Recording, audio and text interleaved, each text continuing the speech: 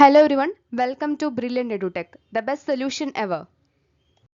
ഇന്നത്തെ ക്ലാസ്സിൽ നമ്മൾ ഡിസ്കസ് ചെയ്യാനായിട്ട് പോകുന്നത് ലബോറട്ടറി ടെക്നീഷ്യൻ ഗ്രേഡ് 2ൻ്റെ ഒരു സ്റ്റഡി പ്ലാൻ ആണ് കേട്ടോ.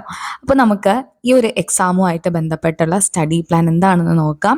നമ്മുടെ എക്സാം നടക്കാനായിട്ട് പോകുന്നത് ജൂൺ മാസം 23-നാണ്. കൺഫർമേഷൻ കൊടുക്കാനായിട്ട് വന്നിട്ടുണ്ട്. ഏപ്രിൽ 11 വരെ നമുക്ക് കൺഫർമേഷൻ കൊടുക്കാം. ഈ ഒരു എക്സാമിന് അപ്ലൈ ചെയ്തിട്ടുള്ളവർ മറക്കാതെ തന്നെ നിങ്ങളുടെ കൺഫർമേഷൻ കൊടുക്കാനായിട്ട് ശ്രദ്ധിക്കുക. ലബോറട്ടറി ടെക്നീഷ്യൻ ഗ്രേഡ് 2 എക്സാമിൻ്റെ നമ്മുടെ കഴിഞ്ഞ പ്രാവശ്യത്തെ റാങ്ക് ഹോൾഡേഴ്സ് ആണ്. അൽഫിയ എ സെക്കൻഡ് റാങ്ക് ആണ് ലഭിച്ചിരുന്നത് അൽഫിയയ്ക്ക്. Athira Krishnan B first rank, Soumya J second rank. ഇവരെല്ലാവരും തന്നെ ലബോറട്ടറി ടെക്നീഷ്യൻ ഗ്രേഡ് 2 പോസ്റ്റിലേക്ക് അപ്പോയിന്റഡ് ആയിട്ടുണ്ട്. വലിയൊരു സന്തോഷമുള്ള കാര്യമാണ്. റാങ്ക് ലിസ്റ്റിൽ വരിക മാത്രമല്ല, അവർ അപ്പോയിന്റ്മെന്റ് നേടി ഇപ്പോൾ വർക്ക് ചെയ്തുകൊണ്ടിരിക്കുകയാണ്. ഒരുപാടധികം സന്തോഷമുണ്ട് അവരുടെ അച്ചീവ്മെന്റ്സിൽ. അപ്പം എല്ലാവരും ഈ അവസരത്തിൽ ഓർക്കുകയാണ്. നല്ലൊരു ഫ്യൂച്ചർ ഉണ്ടാവട്ടെ എന്നും കൂടുതൽ ഉയരങ്ങൾക്ക് എത്തിച്ചേരാൻ പറ്റട്ടെ എന്നും ആശംസിക്കുന്നു. അപ്പോൾ നമുക്ക് തന്നിരിക്കുന്ന syllabus laboratory technician grade 2 medical education ഡിപ്പാർട്ട്മെന്റിൽ, ഹെൽത്ത് സർവീസസിൽ, homoeopathy, Indian system of medicine, ഇങ്ങനെ പല കാറ്റഗറി നമ്പറിലായിട്ട് ഈ ഒരു എക്സാം നടക്കേണ്ടത്. എല്ലാത്തിനും ഒരേ സിലബസ് ആണ് കേട്ടോ. കഴിഞ്ഞ പ്രാവശ്യം വന്നിട്ടുള്ള അതേ സിലബസ് ആണ്. നമുക്ക് പഠിക്കാനുള്ള ടോപ്പിക് പെത്തോളജി, മൈക്രോബയോളജി, ബയോകെമിസ്ട്രി. ഇതിൽ തന്നെ നമുക്ക് പല മൊഡ്യൂൾ ഉണ്ട്.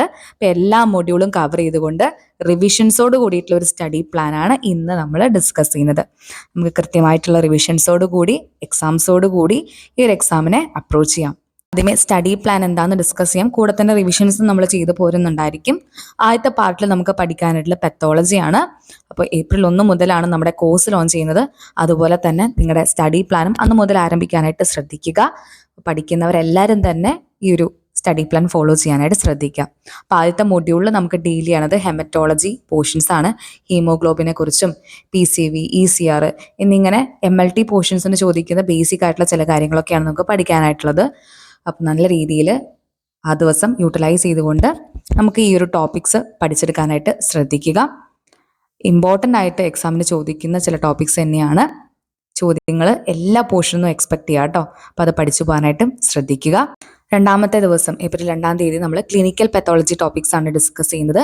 കൂടാതെ ഹിസ്റ്റോടെക്നോളജി, ഹിസ്റ്റോളജി എന്താണ്, ഫിക്സേറ്റീവ് എന്താണ്, ഇങ്ങനത്തെ ചില കാര്യങ്ങൾ, മൈക്രോട്ടോം, ചില ഇൻസ്ട്രുമെന്റ്സ്, നൈഫ് ടൈപ്പ്, ഇതൊക്കെയാണ് നമുക്ക് അതിനകത്ത് പഠിക്കാനായിട്ടുള്ളത്. ഏപ്രിൽ 3 ദിവസം നമ്മൾ പഠിക്കുന്നത് പാരഫിൻ സെക്ഷൻസ് എങ്ങനെ പ്രിപ്പയർ ചെയ്യാം, ഇമ്മ്യൂണോ ഹിസ്റ്റോ കെമിസ്ട്രി, അതിൻ്റെ ബേസിക് പ്രിൻസിപ്പിൾ, ക്രയോസ്റ്റാറ്റ്, ഇങ്ങനെയുള്ള ചില കാര്യങ്ങളൊക്കെയാണ്.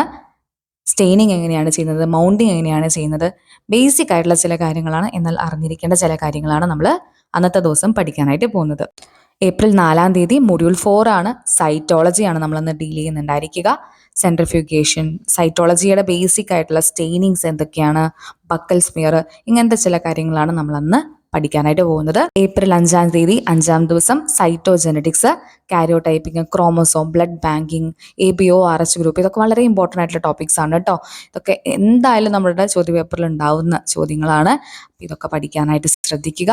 April 6 donor selection, transfusion reactions, ഇങ്ങനെയുള്ള ചില കാര്യങ്ങളാണ് ഡിസ്കസ് ചെയ്യുന്നത്. ബ്ലഡിൻ്റെ കമ്പോണൻസ്, അതിൻ്റെ സ്റ്റോറേജ് എങ്ങനെയാണ്, ഇങ്ങനത്തെ കാര്യങ്ങളൊക്കെ പഠിക്കാൻ. ആൻറ്റികോയാഗുലൻസ് വളരെ ഇമ്പോർട്ടൻ്റ് ആയിട്ടുള്ള ടോപ്പിക്കാണ്. അതും നന്നായിട്ട് തന്നെ പഠിക്കാനായിട്ട് ശ്രദ്ധിക്കുക. പെത്തോളജി ഒരുവിധം ഡിസ്കസ് ചെയ്ത് കഴിഞ്ഞ് കഴിഞ്ഞാൽ നമ്മൾ ഏപ്രിൽ 7, 8, 9, 10 ദിവസങ്ങളിലായിട്ട് റിവിഷൻ ഡേയ്സ് ആയിട്ടാണ് വെച്ചിരിക്കുന്നത്. പെട്ടെന്ന് തന്നെ മറന്നുപോലെ, നമ്മൾ പഠിച്ചാൽ മാത്രം പോരാ, റിവൈസ് ചെയ്യേണ്ട കാര്യം വളരെ ഇമ്പോർട്ടൻ്റ് ആണ്. പെത്തോളജിയുടെ പോർഷൻസ് പഠിച്ചതിന് ശേഷം ഒന്നും കൂടെ റിവ്യൂ ചെയ്യാനും ഒന്നും കൂടെ ഒന്ന് പഠിക്കാനും വേണ്ടിയിട്ടാണ് ഈ 4 ദിവസങ്ങൾ വെച്ചിരിക്കുന്നത്. അപ്പോൾ ദിവസവും നമ്മൾ ഒരു ടോപ്പിക്കിനെ മനസ്സിലാക്കി എന്താണ് ആ ടോപ്പിക് എന്ന് നമുക്കറിയാം. ഇത് നമ്മുടെ മനസ്സിലൊന്ന് ഉറപ്പിക്കണം അല്ലേ. ഇത് ഈ ഒരു കാര്യം മറന്നു പോവാതെ ഉറപ്പിക്കാൻ റിവിഷൻസ് വളരെയധികം ഇമ്പോർട്ടൻ്റ് ആണ്. അപ്പം കൂടെ തന്നെ റിവൈസ് ചെയ്ത് നമുക്ക് പോവാം. പെത്തോളജി ഒന്നും കൂടെ പഠിക്കാനായിട്ട്, റിവൈസ് ചെയ്യാനായിട്ട് ഈ ഒരു ടൈം യൂട്ടിലൈസ് ചെയ്യുക കേട്ടോ. അപ്പോൾ പെത്തോളജി നമ്മൾ മൊഡ്യൂൾ കംപ്ലീറ്റ് ചെയ്തു.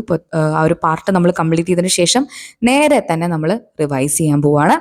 റിവൈസ് ചെയ്തതിന് ശേഷം അടുത്ത മൊഡ്യൂൾ നമുക്ക് ഡിസ്കസ് ചെയ്യാം. അടുത്ത പാർട്ട് നമുക്ക് ഡിസ്കസ് ചെയ്യാം കേട്ടോ. അടുത്ത പാർട്ട് നമുക്ക് വരുന്നത് പാർട്ട് 2 മൈക്രോബയോളജിയാണ്. 30ഓളം മാർക്ക് നമുക്ക് സ്കോറേജ് വരുന്ന ഒരു പോർഷനാണ്. സോ അതിനകത്ത് നമുക്ക് ജനറൽ മൈക്രോബയോളജി എന്താണ്, മൈക്രോസ്കോപ്പ് എന്താണ്, ഇതൊക്കെ ബേസിക് ആയിട്ട് നമ്മൾ പല എക്സാംസിനും പഠിച്ചിട്ടുള്ളതാണ്. സ്റ്റെറിലൈസേഷൻ, ഇങ്ങനെയുള്ള ടോപ്പിക്സ് ജനറലായിട്ട് നമുക്ക് അറിഞ്ഞിരിക്കേണ്ട കാര്യങ്ങളാണ്. അപ്പോൾ നമ്മുടെ ഈ ജോലിയായിട്ട് ബന്ധപ്പെട്ടിട്ടാണെങ്കിലും നമുക്ക് അറിയേണ്ട പല കാര്യങ്ങളാണ് നമ്മൾ ഈ ഒരു എക്സാമിലെ സിലബസിലും പഠിക്കുന്നത്. അപ്പോൾ നല്ല രീതിയിൽ പഠിക്കുക. നമുക്ക് ഫ്യൂച്ചറിലാണെങ്കിലും ഇൻ്റർവ്യൂവിനാണെങ്കിലും അത് കഴിഞ്ഞിട്ട് നമ്മൾ വർക്ക് ചെയ്യുമ്പോഴാണെങ്കിലും വളരെ ഇമ്പോർട്ടൻ്റ് ആയിട്ട് അറിഞ്ഞിരിക്കേണ്ട കാര്യങ്ങളും ബേസിക് ആയിട്ട് അറിഞ്ഞിരിക്കേണ്ട കാര്യങ്ങളൊക്കെ നമുക്ക് പഠിക്കാനായിട്ടുണ്ട്. അപ്പോൾ അത് ആ ഒരു ഉദ്ദേശത്തോടു കൂടെ പഠിക്കാനായിട്ട് ശ്രദ്ധിക്കുക കേട്ടോ. ഏപ്രിൽ 12, 13 തീയതികളിലായിട്ട് നമ്മൾ ബാക്ടീരിയോളജി, സ്റ്റെയിനിങ്, ബാക്ടീരിയയുടെ ഇമ്പോർട്ടൻറ്റ് ഡിസീസസ് എന്തൊക്കെയാണ്, ഡിസീസസ് കോസിങ് ആയിട്ടുള്ള ബാക്ടീരിയാസ് എന്തൊക്കെയാണ് ഹെൽത്തിൽ, അതുപോലെ ഡിസീസ് കണ്ടീഷൻസ് ഉണ്ടാക്കുന്ന മൈക്രോബിയൽ ഫ്ലോറ എന്നുള്ളതിനെ കുറിച്ചൊക്കെയാണ് നമ്മൾ ഡിസ്കസ് ചെയ്യുന്നത്. കൾച്ചർ മീഡിയ, കൾച്ചർ മെത്തേഡ്സ്, ഇങ്ങനത്തെ കാര്യങ്ങളൊക്കെ ഡിസ്കസ് ചെയ്യാനായിട്ട് ശ്രദ്ധിക്കാം. ഏപ്രിൽ 14, 15 തീയതികളിലായിട്ട് നമ്മൾ ഡിസ്കസ് ചെയ്യുന്നത് serology topics, antimicrobial susceptibility testing എന്തൊക്കെയാണ്, ബാക്ടീരിയൽ ഐഡൻറ്റിഫിക്കേഷൻ, അതിൻ്റെ സ്പെസിമെൻ ട്രാൻസ്പോർട്ടേഷൻ, ഇങ്ങനത്തെ കാര്യങ്ങൾ, എന്തൊക്കെ പ്രിസർവേറ്റീവ്സ് ആണ് യൂസ് ചെയ്യുന്നത് പ്രോസസ്സിങ്ങിന് വേണ്ടിയിട്ട് എന്നുള്ളത് കാര്യങ്ങളൊക്കെയാണ്. മൊഡ്യൂൾ 3 പാരസിറ്റോളജിയാണ് ഡിസ്കസ് ചെയ്യാനുള്ളത്. ഏപ്രിൽ 16, 17, 18 തീയതികളിലായിട്ട് നമ്മൾ അതാണ് ഡിസ്കസ് ചെയ്യുന്നത്. കുറച്ചധികം നമുക്ക് പഠിക്കാനായിട്ടുണ്ട് അല്ലേ. പ്രോട്ടോസോവ, ഹെൽമിന്തസ് കൺഫ്യൂസ്ഡ് ആവാതെ അതിൻ്റെ ക്ലിനിക്കൽ പാരസിറ്റോളജി, അതുപോലെ ഡയഗ്നോസിസ് എങ്ങനെയാണ് ചെയ്യുന്നത്, പിന്നെ ബ്ലഡ് സ്മിയർ, സ്റ്റൂള് എക്സാമിനേഷൻ എങ്ങനെയാണ്, ഓവ, ലാർവേ, ഇതിനൊക്കെ വേണ്ടിയിട്ടുള്ള കാര്യങ്ങൾ എന്തൊക്കെയാണ് എന്ന് മനസ്സിലാക്കാം.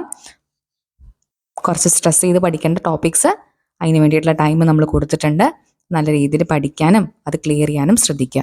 അടുത്ത മൊഡ്യൂൾ മൈക്കോളജി മൊഡ്യൂളാണ്. 19, 20, 21 തീയതികളിലായിട്ട് നമ്മൾ ഡിസ്കസ് ചെയ്തത് മൈക്കോളജി, ഫംഗൽ സ്റ്റഡീസ് ആണ്. ക്ലിനിക്കൽ മൈക്കോളജി എന്താണ്, പ്രോസസ്സിങ് എങ്ങനെയാണ് അതിൻ്റെ എന്നുള്ള കാര്യങ്ങളൊക്കെയാണ് നമ്മൾ പഠിക്കാനായിട്ട് പോകുന്നത്. ഏപ്രിൽ 22, 23 തീയതികളിലായിട്ട് വൈറോളജി നമുക്ക് ഡിസ്കസ് ചെയ്യാം. Clinical virology, DNA virus, RNA virus, എങ്ങനെയാണ് ഐഡൻറ്റിഫിക്കേഷൻ വരുന്നത്, ഡയഗ്നോസിസ് വരുന്നത് എന്നുള്ളതിനൊക്കെ പറ്റി നമുക്ക് ഡിസ്കസ് ചെയ്യാം.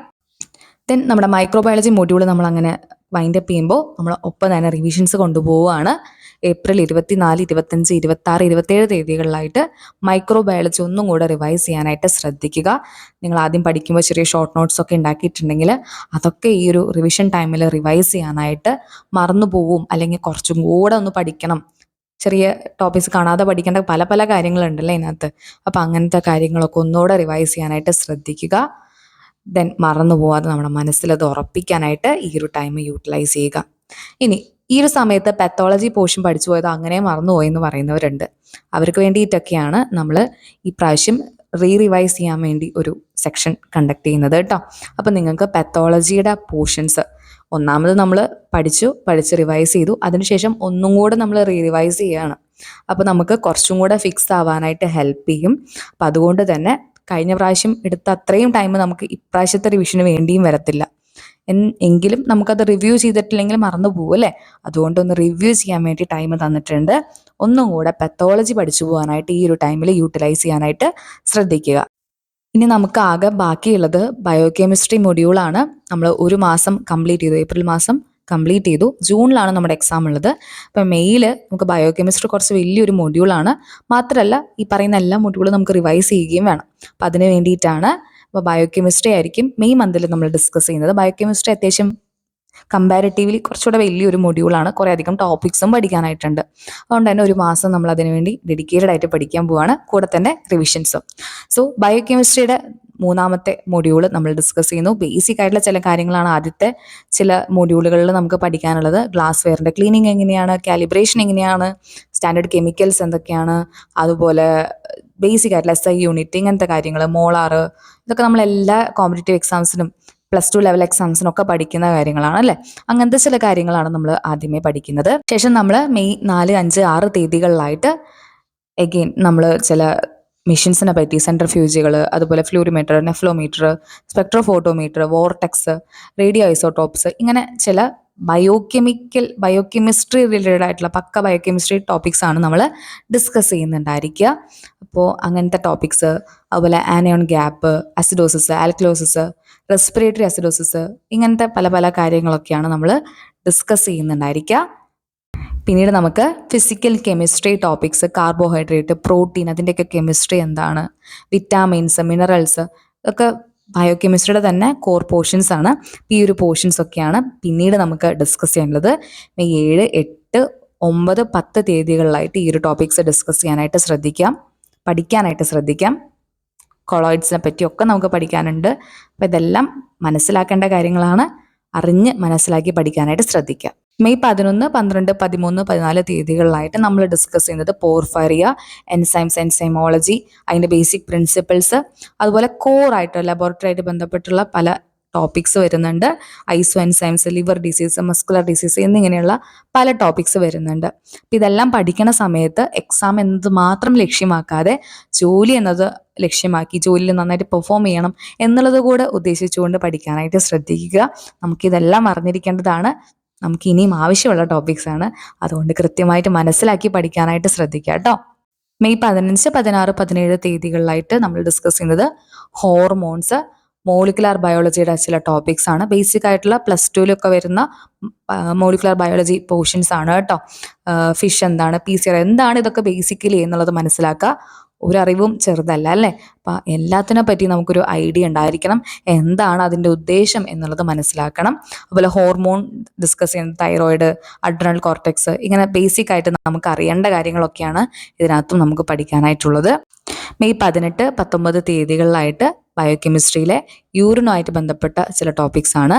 യൂറിയ, ഇനുലിൻ ക്ലിയറൻസ് ടെസ്റ്റുകൾ, ഇങ്ങനത്തെ ചില ടോപ്പിക്സ് ആണ് നമ്മൾ ഡിസ്കസ് ചെയ്യുന്നത്. മെയ് 20, 21 തീയതികളിലായിട്ട് ഗ്യാസ്ട്രിക് ജ്യൂസ്, അതിൻ്റെ എസ്റ്റിമേഷൻ, അതുപോലെ ഇലക്ട്രോഫോറസിസ് വരുന്ന നമ്മുടെ ബയോകെമിസ്ട്രിയിലെ ടോപ്പിക്ക്, അതിൻ്റെ സെറം പ്രോട്ടീൻ, ഇങ്ങനെയുള്ളതിൻ്റെയൊക്കെ ഇലക്ട്രോഫോറസിസ്, ഇങ്ങനെ ഇൻ്റർപ്രിട്ടേഷൻ കാര്യങ്ങളൊക്കെയാണ് പഠിക്കേണ്ടതായിട്ടുള്ളത്.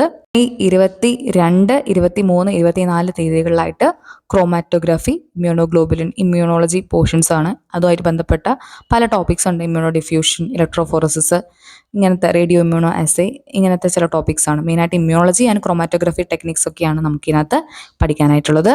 പിന്നീട് നമ്മൾ ഡിസ്കസ് ചെയ്യുന്നത് മെയ് 25, 26, 27 തീയതികളിലായിട്ട് ബയോകെമിസ്ട്രി ലബോറട്ടറി ടെസ്റ്റുകൾ, ലിവർ ഫംഗ്ഷൻ ടെസ്റ്റുകൾ, ടോക്സിക്കോളജി സ്റ്റഡീസ്, ഇങ്ങനത്തെ കാര്യങ്ങളൊക്കെയാണ് ഡിസ്കസ് ചെയ്യാനായിട്ട് പോകുന്നത്. ഫൈനലി നമ്മൾ മെയ് 28, 29 തീയതികളിലായിട്ട് ക്വാളിറ്റി കൺട്രോൾ, ഓട്ടോമേഷൻ, ഇങ്ങനെയുള്ള ചില ബേസിക് ടോപ്പിക്സ് ആണ് പഠിക്കാനായിട്ട് പോകുന്നത്.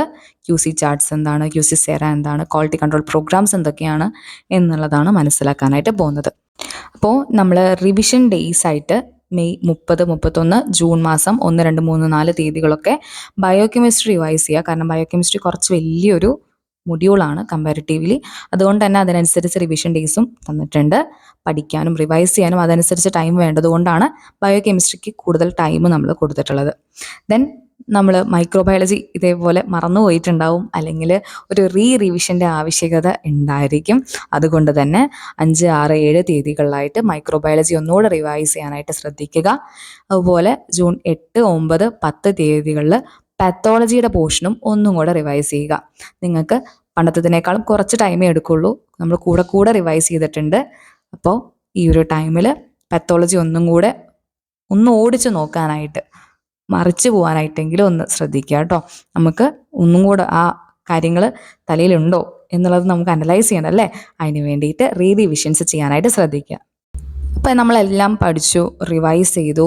ജൂൺ 11 ഒരു മോക്ക് ടെസ്റ്റ് അപ്പിയർ ചെയ്യാനായിട്ട് ശ്രദ്ധിക്കുക.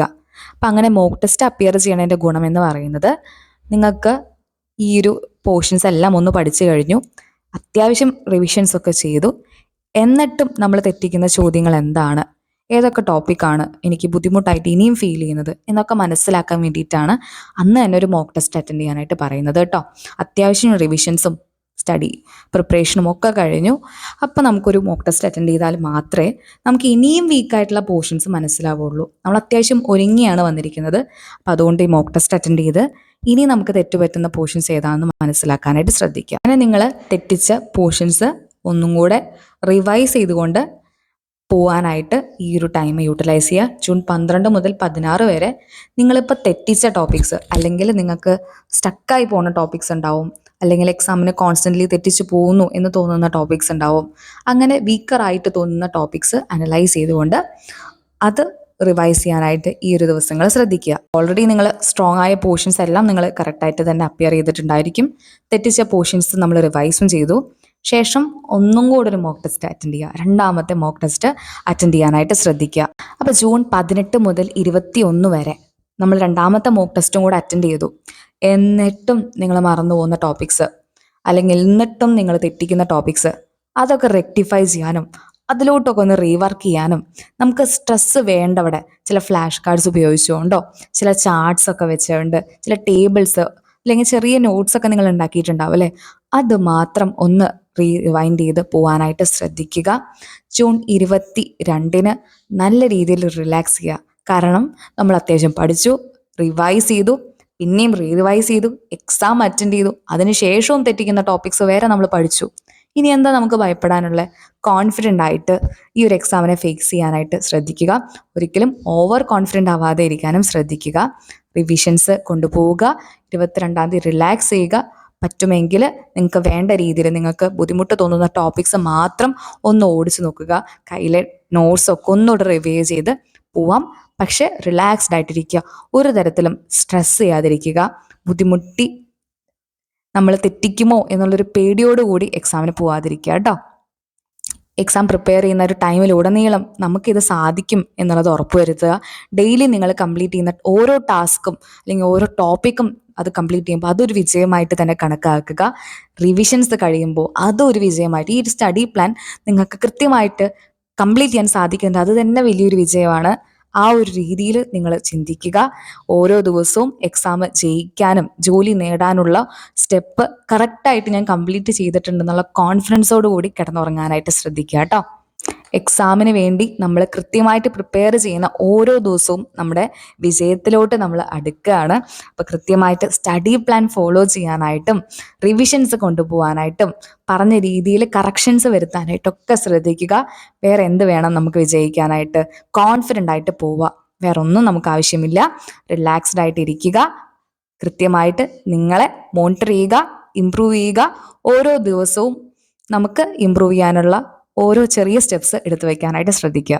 ആൻഡ് ഫൈനലി നമ്മുടെ ജൂൺ 23 എക്സാം ഡേ നല്ല കൃത്യമായിട്ട് എക്സാം അറ്റൻഡ് ചെയ്യാനായിട്ടും റിലാക്സ്ഡ് ആയിട്ട് എക്സാമിനെ ഫേസ് ചെയ്യാനായിട്ടും ഒക്കെ ശ്രദ്ധിക്കുക. അറിയാവുന്ന ചോദ്യങ്ങൾ അറ്റൻഡ് ചെയ്യുക, അറിയാത്തത് വിട്ട് കളയുക, പാനിക് ആവാതിരിക്കാനായിട്ടൊക്കെ ശ്രദ്ധിക്കുക. കൂടുതൽ എക്സാം ടിപ്സൊക്കെ ആയിട്ട് നമ്മൾ വരുന്നതായിരിക്കും. അപ്പം നിങ്ങൾക്ക് ഇനി എന്തെങ്കിലും റിക്വസ്റ്റ് ഉണ്ടെങ്കിലോ എന്തെങ്കിലും കൂടുതലായിട്ട് ഇതിനു വേണ്ടി സെക്ഷൻസ് അറേഞ്ച് ചെയ്യണമെന്നുണ്ടെങ്കിലോ ഒക്കെ നിങ്ങൾ താഴെ കമൻറ്റ് ബോക്സിൽ ഒന്ന് കമൻറ്റ് ചെയ്താൽ മാത്രം മതി. അപ്പോൾ എന്തെങ്കിലും നിങ്ങൾക്ക് പറയാനുണ്ടെങ്കിലോ കമ്മ്യൂണിക്കേറ്റ് ചെയ്യാനുണ്ടെങ്കിലോ ഫ്രീ ആയിട്ട് കമ്മ്യൂണിക്കേറ്റ് ചെയ്യാനായിട്ടും നിങ്ങളുടെ സജഷൻസ് കമൻറ്റ്സ് ഒക്കെ രേഖപ്പെടുത്താനായിട്ടും ശ്രദ്ധിക്കുക. അടുത്തൊരു ക്ലാസ്സിൽ അല്ലെങ്കിൽ വീഡിയോയിൽ കാണാം കേട്ടോ. എല്ലാവർക്കും നല്ലൊരു പ്രിപ്പറേഷൻ ഉണ്ടാവട്ടെ. ലബോറട്ടറി ടെക്നീഷ്യൻ ഗ്രേഡ് 2 എക്സാമിന്റെ പ്രിപ്പറേഷന് നിങ്ങളെ ഹെൽപ്പ് ചെയ്യുന്നതായിട്ട് കോഴ്സുകൾ നമ്മൾ ലോഞ്ച് ചെയ്യാണ്. നിങ്ങളുടെ ആവശ്യാനുസരണമുള്ള പല പ്ലാനുകളും ഇവിടെ നിങ്ങൾക്ക് അവൈലബിൾ ആണ്. Notes, questions, question bank, MCQ PDF ക്യൂസുകൾ, സ്റ്റഡി പ്ലാൻ, റിമൈൻഡേഴ്സ്, റിവിഷൻ ടെസ്റ്റുകൾ എന്നിവയോട് കൂടിയിട്ടുള്ള ഒരു കോഴ്സായിരിക്കും ഈ ഒരു ലബോറട്ടറി ടെക്നീഷ്യൻ എക്സാമിന് വേണ്ടിയിട്ടുള്ള പ്രിപ്പറേഷൻ കോഴ്സ് എന്ന് പറയുന്നത്. കൂടുതൽ ഡീറ്റെയിൽസും ഡൗട്ട്സും നിങ്ങൾക്ക് എന്തെങ്കിലും ഉണ്ടെങ്കിൽ ചോദിച്ചറിയാനായിട്ട് നമ്മുടെ നമ്പറിലോട്ട് നിങ്ങൾക്ക് വാട്സപ്പ് ചെയ്യാവുന്നതാണ്. 9995264596 എന്ന നമ്പറിൽ വാട്സപ്പ് ചെയ്ത് നിങ്ങളുടെ ക്വയറീസ്, ഡൗട്ട്സ് എന്താണെങ്കിലും ചോദിച്ചറിയാനായിട്ട് ശ്രദ്ധിക്കുക. സ്റ്റഡി പ്ലാൻ നിങ്ങൾക്ക് യൂസ്ഫുൾ ആയിട്ടുണ്ടെങ്കിൽ വീഡിയോ ഒന്ന് ലൈക്ക് ചെയ്യാനായിട്ട് ശ്രദ്ധിക്കുക. നിങ്ങളുടെ വിലയേറിയ സജഷൻസ് താഴെ കമൻറ്റ് ബോക്സിൽ കമൻറ്റ് ചെയ്യുക. പൂർണ്ണ വിശ്വാസത്തോടുകൂടി പഠിക്കാനായിട്ടും ഓരോ ദിവസവും മുന്നോട്ട് പോകാനായിട്ടും ശ്രദ്ധിക്കുക. All the best for your preparation. Thank you.